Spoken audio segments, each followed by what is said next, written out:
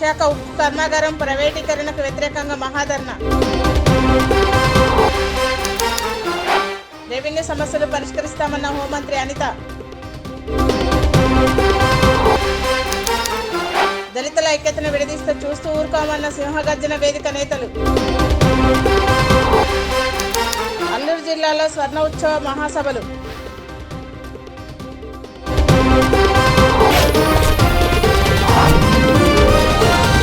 బెంగాల్ తుఫాన్ పుదుచ్చేరి సమీపంలో తీరం దాటింది. పశ్చిమ దిశగా నెమ్మదిగా కదులుతూ రానున్న 6 గంటల్లో బలహీనపడి తీవ్ర వాయుగుండంగా మారనుంది. దక్షిణ కోస్తా తీరం వెంబడి 40 నుంచి 50 కిలోమీటర్ల వేగం గాలులతో ఇవాళ రేపు దక్షిణ ఉత్తర కోస్తా జిల్లాలో భారీ వర్షాలు కురిసే అవకాశం ఉందని వాతావరణ శాఖ తెలిపింది. దక్షిణ కోస్తా తీరంలో మత్స్యకారులు చేపల వేటకు వెళ్లరాదని హెచ్చరించింది. Gajuwaka designer society HIV AIDS అనాథ బాధిత పిల్లల ఆశ్రమం ఆధ్వర్యంలో ప్రపంచ ఎయిడ్స్ దినోత్సవం సందర్భంగా స్కూల్ విద్యార్థుల అవగాహన ర్యాలీని చేపట్టారు.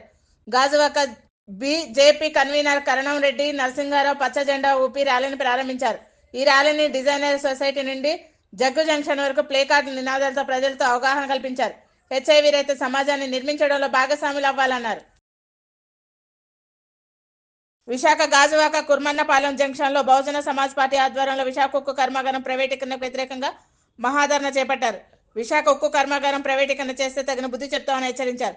ఈ కార్యక్రమంలో బీఎస్పీ జాతీయ coordinator Ramji Gautam, Andhra Pradesh coordinator Bujjavarapu Purnachandra Rao, IPS party రాష్ట్ర అధ్యక్షులు శ్రీ బక్క పరంజ్యోతి, పరిరక్షణ పోరాట కమిటీ నాయకులు పాల్గొన్నారు. ఆంధ్రప్రదేశ్ అదానీ ప్రదేశ్ గా మారుతుంది. ఇప్పుడు మనం చూసాం ఈ సోలార్ స్కామ్ ఒకటి జరిగింది. ప్రజల మీద ఎంత భారం పడిందండి? 72,000 కోట్ల రూపాయల భారం పడుతుంది. ఈ 72,000 కోట్ల రూపాయల భారం పడే ఈ కాంట్రాక్ట్ని రద్దు చేయాలంటే 3,000 కోట్లు అదానికి కట్టాలట. అంటే 3,000 కోట్లు గవర్నమెంట్ కడితే అతను 1,750 కోట్లు మరి అమెరికా వాళ్ళే చెప్పారు కదా, ఎవరికి ఇచ్చారో 1,750 కోట్లు జగన్మోహన్ రెడ్డికి ఇచ్చాడని చెప్పారు కదా. అతనికి పోగా 1,250 కోట్లు లాభం అదానికి. అక్కడ దొంగతనం చేసుకుని పోతూ ఉంటే కేసు రిజిస్టర్ చేసి అరెస్ట్ చేయకుండా తప్పుడు ఏదైతే అగ్రిమెంట్స్ జరిగినాయో ఆ అగ్రిమెంట్స్ మీద రాష్ట్ర ప్రభుత్వం వెంటనే కేసు రిజిస్టర్ చేసి ఎవరైతే అధికారులు బాధ్యులు, అక్కడ బాలినేని శ్రీనివాసరెడ్డే చెప్తున్నాడు నిద్రలో నా సంతకం తీసుకోవడానికి ట్రై చేశారు అని. అంటే దాన్ని బట్టి తప్పు జరిగిందని బాలినేని శ్రీనివాసరెడ్డి మంత్రి, విద్యుత్ మంత్రి చెప్తున్నాడు. మరి మీ దగ్గర ఫైల్స్ అన్నీ ఉన్నాయి, మీరు కేసు రిజిస్టర్ చేయకుండా బయటకు ఎలా బిల్డప్ ఇస్తున్నారంటే 3,000 కోట్లు ఫైన్ కట్టాలని. ఇది ఎక్కడ అన్యాయం అండి? ఇదేం ప్రభుత్వం అండి? ఇది 3,000 అంటే 72,000 కోట్లు మన నుంచి వసూలు చేసుకున్న అదాని పట్టించుకోని పరిస్థితుల్లో, లేదా రేపొద్దున అదాని కోర్టుల ద్వారా ఉత్తర్వులు తెచ్చుకుంటే మేమేం చేస్తాం? కోర్టులు ఆర్డర్లు ఇచ్చినాయి కదా, మరి మీరే కదా నాయకులు మేము ఇంత చేస్తాం అంత చేస్తాం అంటారు. ఈ రాష్ట్రాన్ని విడిపోకుండా మేము కాపాడుతామని చెప్పినటువంటి చంద్రబాబు, జగన్మోహన్ రెడ్డి ఫెయిల్ అయ్యారు. రాష్ట్రాన్ని విడదీస్తున్నా గుడ్లప్పగించుకుంటా చూశారు. రాష్ట్రం ఏర్పడినాక ప్రత్యేక హోదా తెస్తామన్నారు. ఇద్దరు ఫెయిల్ అయ్యారు. ఇద్దరు చెరొక 5 సంవత్సరాలు ఈ రాష్ట్రాన్ని ఏలారు అమితమైన మెజారిటీతో. దళితుల ఐక్యతను విడదీస్తే చూస్తూ ఊరుకోమని సింహగర్జన వేదిక మాల సామాజిక నేతలు హెచ్చరించారు. సికింద్రాబాద్ పెరేడ్ గ్రౌండ్ లో మాలల సింహగర్జన సభ జరిగింది. రాష్ట్ర వ్యాప్తంగా మాలలు పెద్ద ఎత్తున తరలి రావడంతో జనసంద్రంగా మారింది. క్రిమిలేయర్ పేరు చెప్పి రిజర్వేషన్లు ఎత్తివేస్తే చూస్తూ ఊరుకోమని హెచ్చరించారు. కళాకారులతో ఆటపాటలతో హుషారెత్తించారు.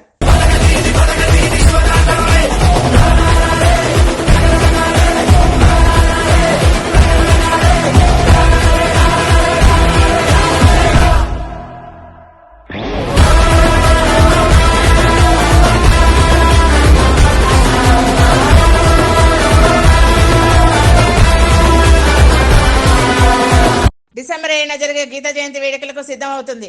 వేడుక ఏర్పాట్లను నిర్వహణ కమిటీ సభ్యులు పరిశీలించారు. ప్రముఖ ఆధ్యాత్మిక ఆచార్యులు శ్రీదండి చిన్నజీర స్వామి పాల్గొంటారు.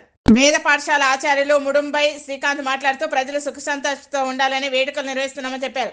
విశాఖ పరిధిలో పలు పాఠశాల విద్యార్థులకు భగవద్గీత శ్లోకాలు నేర్పించి వారితో డిసెంబర్ 11న భగవద్గీత రామాయణం చేయించడం జరుగుతుందన్నారు. మన విశాఖపట్నంలో జరిగేటటువంటి సాగర్ తీరంలో శ్రీ శ్రీ శ్రీ తుదండి చిన్న శ్రీమన్నారాయణ రామానుజీయ స్వామి వారు డిసెంబరు 7వ తారీఖు నుంచి డిసెంబరు 11వ తారీఖు వరకు జరిగేటటువంటి గీతా జయంతి ఉత్సవాలలో పాల్గొంటున్నారు. ప్రతిరోజు ఉదయం 7 గంటల నుంచి 8:30 గంటల వరకు కూడా స్వామివారి యొక్క గీతా ప్రవచనం ఉంటుంది. దానితో పాటు దాని తర్వాత తీర్థగోష్ఠి ప్రసాద కార్యక్రమాలు, దానితో పాటు సాయంత్రం 5:30 గంటలకి శ్రీ విష్ణు సహస్రనామ స్తోత్ర పారాయణతో పాటు సుమారు 7:30 గంటల వరకు కూడా ఈ భగవద్గీత మీద, సంపూర్ణ భగవద్గీత మీద స్వామివారి యొక్క ప్రవచన కార్యక్రమం ఉంటుంది. మధ్య మధ్యలో 8వ తారీఖు విశేషించి భక్తులందరి చేత కూడా శ్రీరామ పాదుక ఆరాధన కార్యక్రమం, దానితో పాటు 10వ తారీఖు అందరికీ కూడా మంత్రోపదేశ కార్యక్రమం కూడా ఉంటుంది. కావున మన ఈ విశాఖపట్నం, విజయనగరం, శ్రీకాకుళం వీళ్ళంతా కూడా విచ్చేసి 11వ తారీఖు జరిగేటటువంటి సంపూర్ణ భగవద్గీత పారాయణంలో పాల్గొని ఆ శ్రీకృష్ణ పరమాత్మ యొక్క అనుగ్రహాన్ని పొందవలసిందిగా కోరుచున్నాం. జై శ్రీమన్నారాయణ.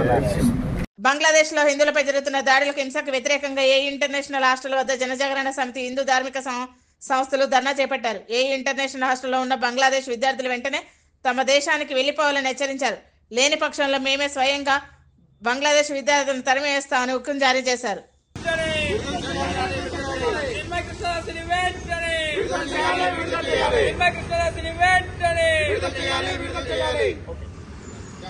అనకాపల్లి జిల్లా శ్రీ స్వయంభూ భోగలింగేశ్వర స్వామి దేవాలయంలో పోలి పాఠమి సందర్భంగా భారీ అన్న సమారాధన కార్యక్రమం జరిగింది. స్వామివారికి ప్రత్యేక పూజలు, అభిషేకాలు వేకోజాము నుండి అర్చకులు నిర్వహించారు. భారీ అన్న సమారాధన కార్యక్రమంలో MLA Konathala Ramakrishna, MP CM Ramesh, మాజీ ఎంపీ దాడి వీరభద్రరావు, మాజీ ఎమ్మెల్యే పీల గోవింద సత్యనారాయణ, మాజీ ఎమ్మెల్యే బుద్ధనాగ జగదీష్ పాల్గొన్నారు.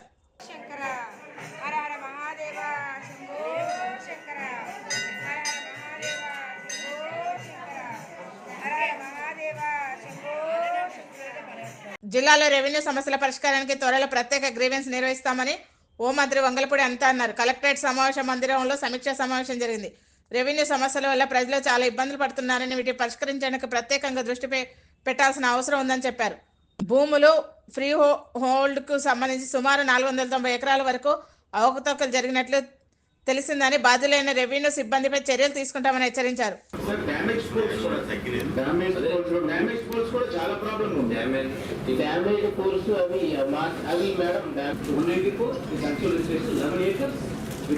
ఎస్సీ ఎస్టీ రిజర్వేషన్ల వర్గీకరణ అంశంలో సుప్రీంకోర్టు ఇచ్చిన రాజ్యాంగ వ్యతిరేక వర్గీకరణ క్రిమినల్ తీర్పును రద్దు చేయాలని రాష్ట్ర మాలమహాసభ వ్యవస్థాపక అధ్యక్షులు మల్లెల వెంకట్రావు ప్రభుత్వం డిమాండ్ చేశారు.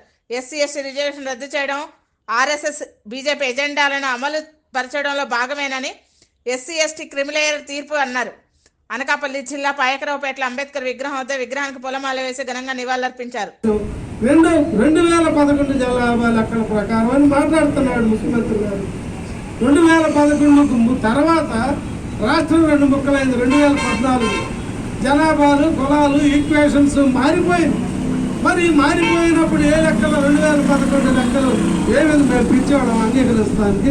విద్యార్థుల్లో నైపుణ్యత పెంపొందించే దిశగా శ్రీ విశ్వ ఎడ్యుకేషన్ ఇన్స్టిట్యూట్ పనిచేస్తుందని శ్రీ విశ్వ ఇన్స్టిట్యూట్ ప్రతినిధులు అన్నారు. శ్రీ విశ్వ ఎడ్యుకేషనల్ ఇన్స్టిట్యూట్ ఆధ్వర్యంలో ఈ నెల 20న నిర్వహించిన మెగా స్కాలర్షిప్ టెస్ట్లో 25 మంది ఎంపికయ్యారని తెలిపారు. 800కు పైగా విద్యార్థులు పాల్గొనగా 25 మంది ఎంపికయ్యారన్నారు. ఎంపికైన విద్యార్థులకు ఫీజు రాయితీ ఉంటుందన్నారు. 14,000 ఐఐటి సీట్స్ ఎంత అయింది? 50,000. 6,500 గవర్నమెంట్ అంటే గవర్నమెంట్ ఫండింగ్ ఇన్స్టిట్యూట్స్ 7,500. పవిత్ర పుణ్యక్షేత్రమైన శ్రీ వరాహ మహాలక్ష్మి నరసింహస్వామి సన్నిధిలో ప్రతి ఏటా నిర్వహించే ఉత్సవాల్లో పోలిపాటి ఉత్సవం ఎంతో వైభవంగా జరిగింది.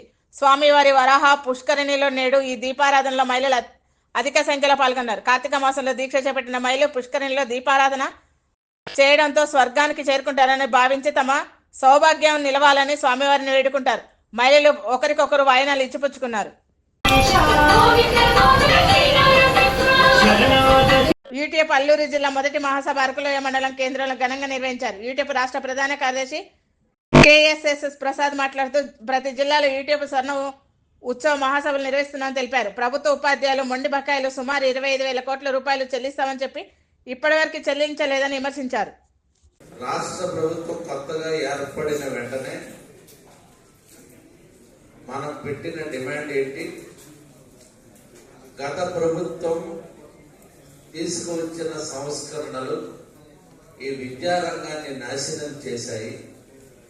పరిస్థితి అధ్వానంగా తయారైంది. ఈ పరిస్థితిని చక్కదిద్దండి అని చెప్పి మనం స్టేట్మెంట్ ఇచ్చాం. Please like, share and subscribe Sneha TV.